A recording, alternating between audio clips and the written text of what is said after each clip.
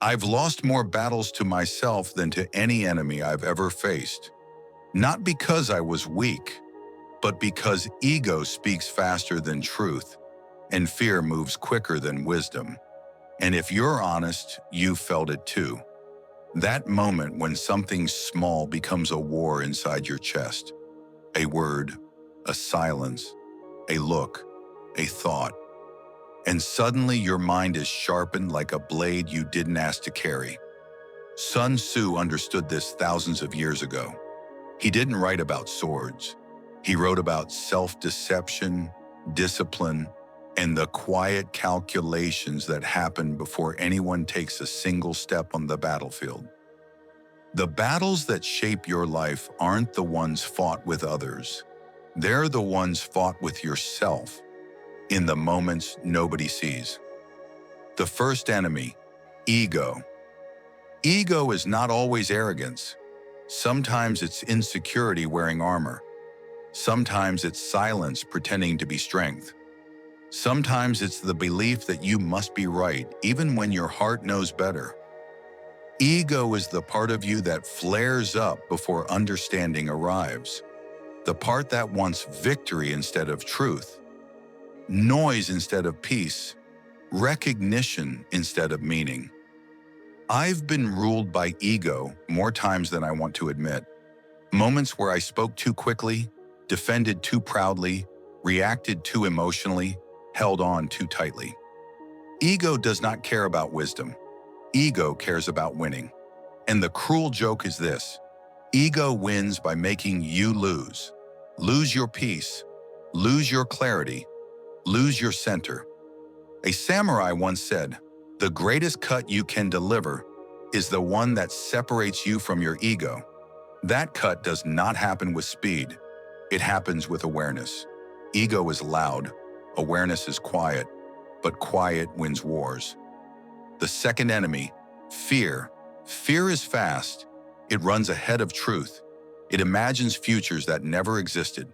It convinces you that the worst possibility is also the most likely one. Fear is not your fault. It's ancient. It's survival, but it's terrible at telling the difference between danger and discomfort. And growth lives in discomfort, not in danger. Fear whispers, don't try, don't speak, don't fail, don't be seen. It tells you that staying small keeps you safe, but smallness is just a slow kind of dying. I've listened to fear too, not the good kind, the instinct that protects you, but the kind that stops you from stepping forward even when the path is open and the doors unlocked. Sun Tzu wrote, "If you know neither yourself nor the enemy, you will lose every battle." And fear thrives in that ignorance. Fear lives where understanding hasn't been born yet. When you shine awareness on it, fear shrinks. When you look away, it grows teeth. Fear is a storyteller. Control comes from deciding which stories you believe. The third enemy, inner conflict. Some wars aren't about winning. Some wars are about stopping the war. Inner conflict is the friction between the person you are and the person you know you could be. It shows up in small moments. The text you shouldn't send, the click you regret, the argument you fuel even though you feel it tearing you apart, the pride that refuses to apologize, the silence that becomes a prison. Conflict doesn't always break you. Sometimes it reveals you, but only if you're willing to look. I've learned that control is not domination, it's understanding. It's the ability to choose your response, even when your emotions are desperate to choose for you. A warrior once told his student, "You do not win by striking first, you win by striking last. After everything unnecessary inside, you has already died." That's the art of control. Killing what does not serve you before it kills your clarity. The moment before reaction. Here's the truth most people never learn. There is a moment so small you almost miss it. between the feeling and the reaction. That moment is everything. It's the moment where anger turns to understanding, pride turns to humility, impulse turns to discipline, reaction turns to strategy. That moment is the throne of control, and most people never sit on it because ego pushes them off before they realize the throne exists. But if you can stay long enough in that moment, if you can breathe there, see there, decide there, you can control almost any situation in the world, not by force, not by manipulation, but by presence. Control begins inside, then it shapes the outside. The fourth enemy, pride in disguise. Pride isn't always loud. Sometimes pride pretends to be silence. Sometimes it pretends to be, I'm okay. Sometimes it pretends to be, I don't care. But deep down, you do care. You care so much it hurt. And ego told you the only way to stop hurting was to pretend you don't feel anything. Pride removes you from the battlefield, but also removes you from yourself. The samurai had a word for false pride: false face, a mask worn over pain. You can't master what you refuse to feel, and you can't control what you refuse to admit. Control is honesty. Pride is avoidance. One opens the way, the other builds a wall. The personal moment, the human anchor. There was a time not long ago when I lost a friendship not because of what was said, but because of what I refused to say. I let silence become a shield. I let ego become armor. And I convinced myself that distance was dignity. But distance was only fear wearing a mask of strength. The day I realized that, the war I had with that person was already lost. Not because they defeated me, but because I defeated myself with pride and stubbornness. That was the moment I understood. Control is not about power over others. It's about power over the parts of yourself that sabotage your peace. The art of control begins with truth. Sun Tzu never wrote about anger. He wrote about clarity. He wrote about awareness. He wrote about preparation. He wrote about positioning, not just on a battlefield, but in the mind. The first position in battle is truth. The truth of who you are when nobody is watching. And the truth you hide from most is the one that rules you the most. Control is not a skill. Control is a relationship with truth. When you tell yourself the truth about your fears, your habits, your patterns, your ego, then you can shape your actions. Then you can guide your reactions. Then you can master your conflicts. That's the beginning. Only the beginning. The art of control. Part 2. Control in conflict, stillness in chaos, power without force. Control is not proven in peace. Control is exposed in conflict. You don't discover who you truly are when the world agrees with you. You discover who you are when someone challenges you, pushes you, provokes you, misunderstands you. And you must decide what part of you answers. Most people believe conflict creates truth. It doesn't. Conflict reveals truth. It reveals the level of mastery inside you. It reveals the cracks in your ego, the weight of your fear, the discipline of your breath. I've learned, often too late, that the person who loses control first is the person who loses the argument, the negotiation, the respect, and sometimes the relationship. Sun Tzu wrote, "If you remain calm in the face of your enemy's anger, you defeat anger." And if you think about it, you've seen this play out 1,000 times. The war of reaction. Conflict isn't about the problem. It's about the reaction to the problem. Two people can argue about something small and destroy something big because neither had control over the part of themselves that demanded to be right. Reaction is gasoline. Control is water. One burns everything. The other saves what matters. There was a moment once, a conversation I regret to this day, where I reacted to someone I cared about with heat I didn't even feel. I just didn't want to lose the fight. I won the argument, and I lost the connection. That's the paradox. Ego wins the battle, but loses the war. Sun Tzu warned, "Do not engage in an angered battle. One who becomes emotional is already defeated." The samurai had a ritual before conflict. They breathe, slow, steady, intentional. A warrior who cannot control his breath cannot control his blade. A person who cannot control their breath cannot control their words. And words strike deeper wounds than steel ever could. The power of stillness in confrontation. There is a silence that destroys enemies without raising your voice. There is a calm so steady that it disarms the loudest opponent.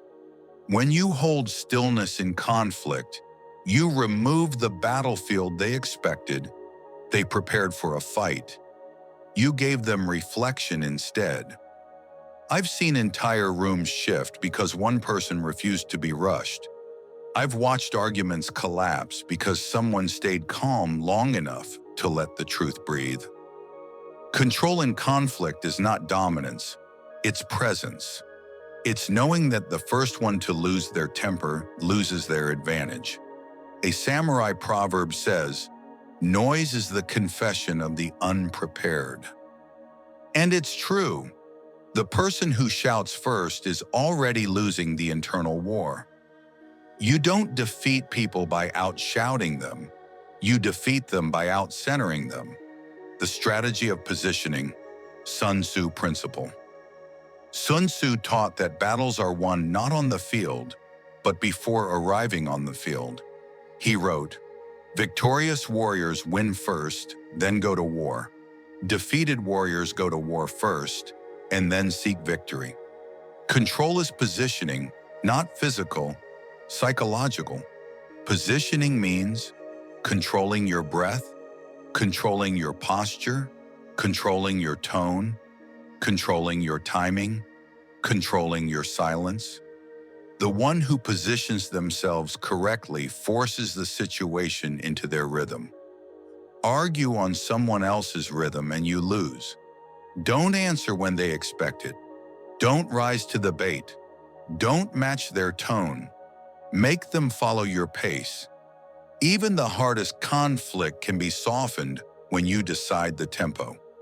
Modern warfare, emotional traps. You've been in these battles. We all have.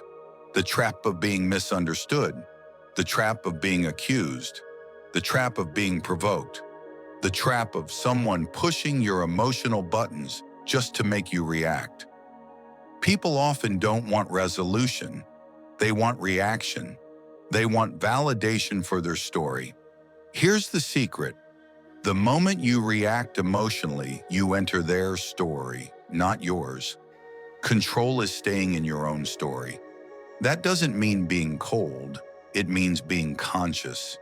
You can speak truth without raising your voice. You can set boundaries without losing your composure. You can stand firm without attacking. That is the art of control. And very few people practice it. The samurai lesson, internal alignment. The samurai practiced iaido, the art of drawing the sword with perfect presence. But most of their training was not about the sword at all. It was about the self holding the sword. A blade in the hands of ego is a weapon of destruction. A blade in the hands of awareness is a tool of precision. In modern life, your words are your blade.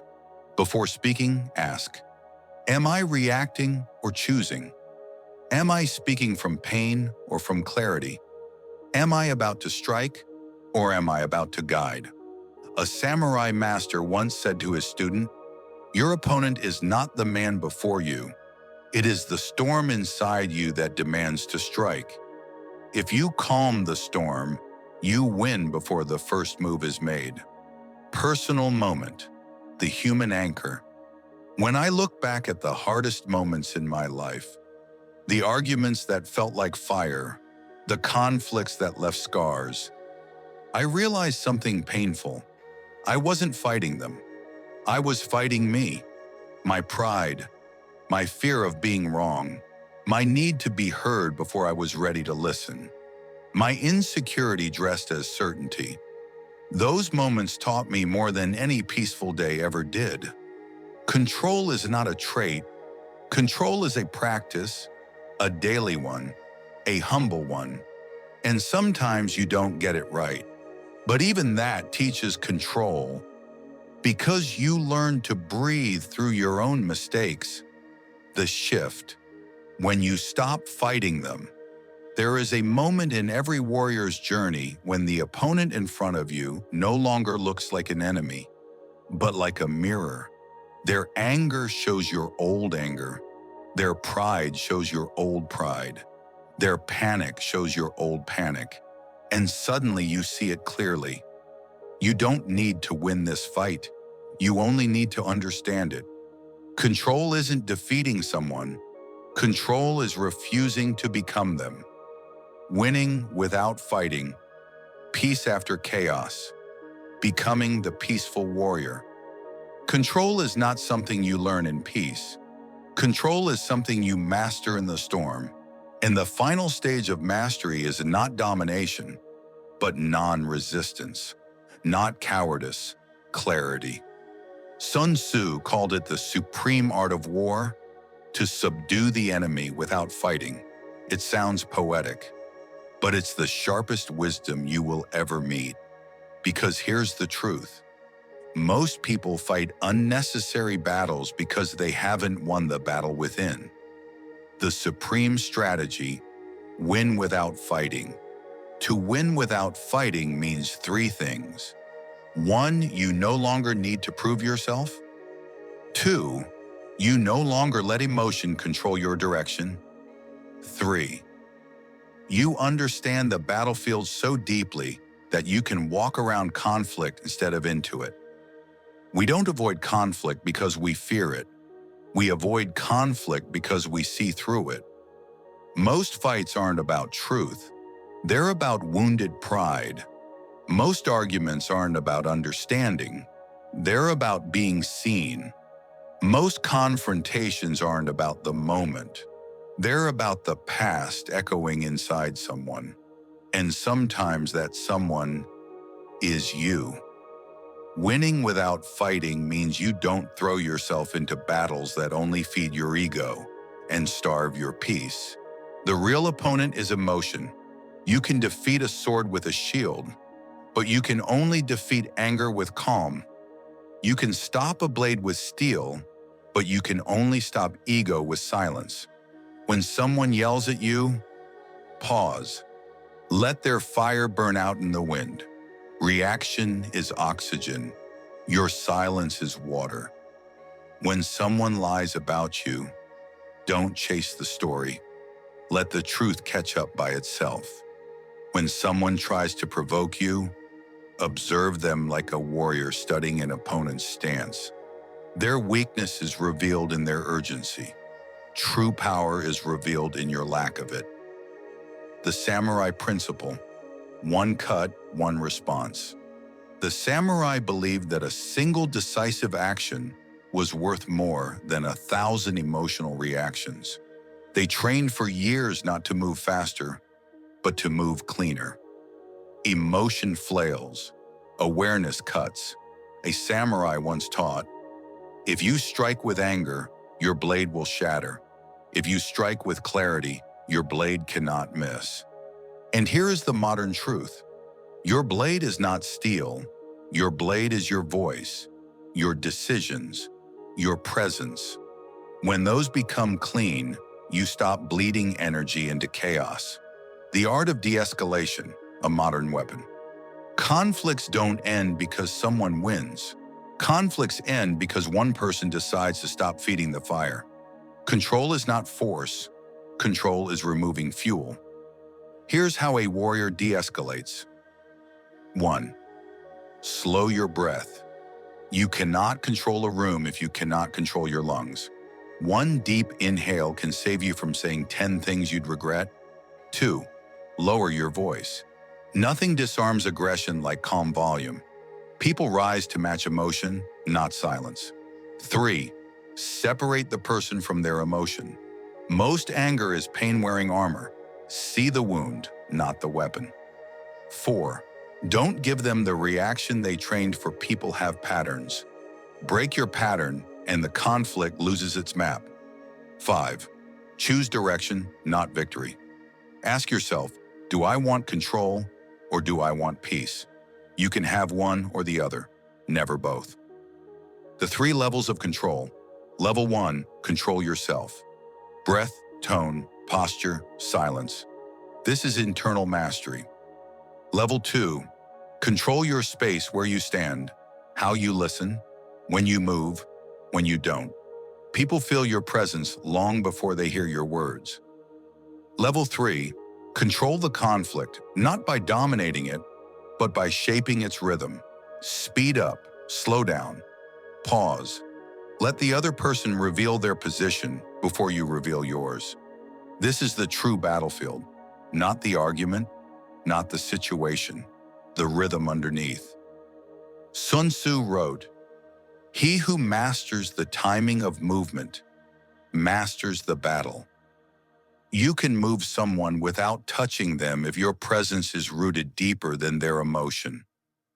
The moment you become unmovable, there comes a moment in every warrior's life where calm becomes instinct, where silence feels stronger than the sharpest words. This is the moment you realize no one can control you if they cannot move you inside.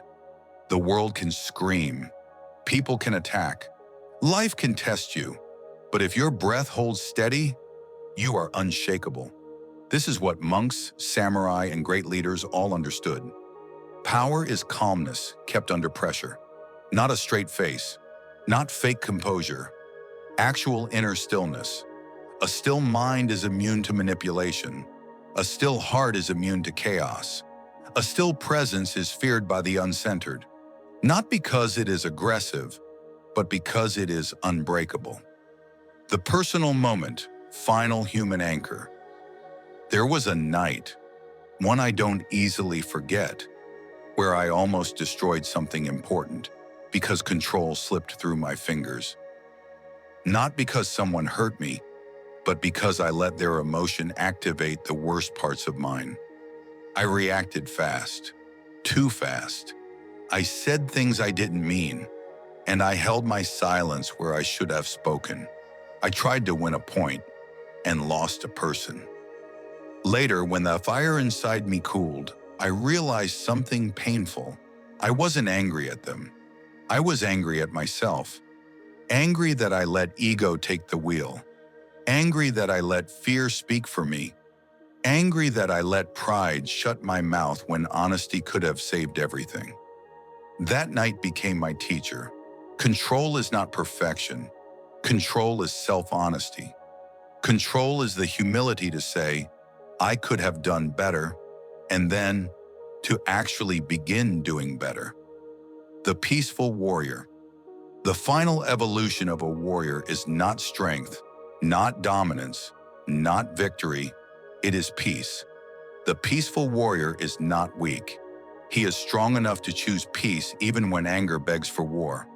He doesn't avoid conflict. He lowers it. He doesn't dominate others. He understands them. He doesn't fear emotion. He sees through it. He doesn't lose control because he no longer needs control for validation. Peace becomes his power. Understanding becomes his weapon. Silence becomes his armor. This is the warrior the world needs today. Not someone who wins fights, but someone who prevents them. Epilogue. The inner victory. If you control yourself, you control the battlefield. If you calm yourself, you calm the room. If you master yourself, you master your life. Control is not the art of holding on. Control is the art of letting go of the parts of you that demand chaos. You do not rise above others.